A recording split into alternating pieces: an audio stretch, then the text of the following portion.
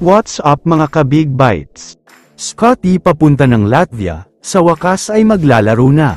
Pero bago ka sana magpatuloy sa panunood ay huwag mong kalimutang mag-subscribe sa aking YouTube channel.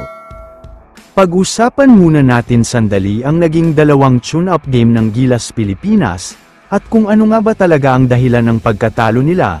Kung napanood nyo ang laban nila kontra sa Turkey, medyo madami ang errors nila. Sobrang dikit ang laban, pero medyo nagkakaroon ng problema sa turnovers, wala kasing maayos na setup sa mga big man.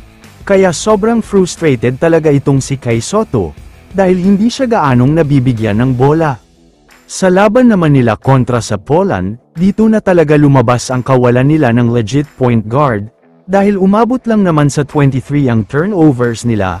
Masakit ito dahil 2 points lang ang ikinatalo nila. Panalo sana kung less turnover.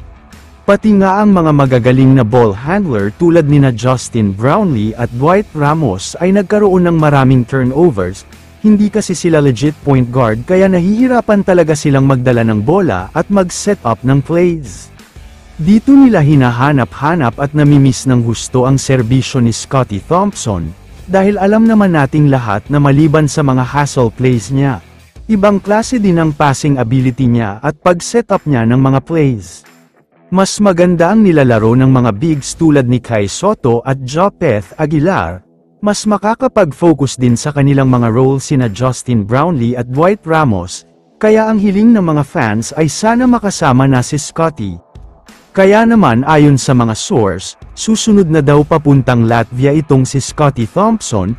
Mukhang makakaabot pa siya dahil sa July 4 pa naman ang magiging unang laban ng Gilas, kontra din ito sa host team.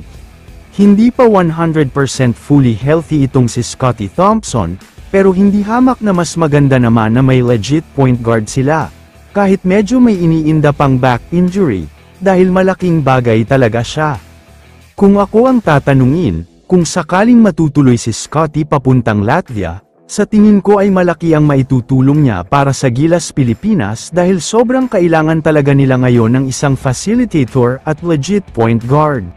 Ang magiging katanungan at problema na lang dito ay ang kondisyon niya, dahil magkakaroon siya ng jet lag tapos ay hindi pa siya fully healthy, kaya tignan na lang natin kung bigla siyang lilito sa Gilas Pilipinas, o manunood na lang ulit siya sa bench. Kaya naman kung kayo ang tatanungin, dapat nga ba maglaro si Scotty Thompson? I-comment mo naman ang opinion mo tungkol sa tanong na ito. Dito na muna nagtatapos ang video na ito.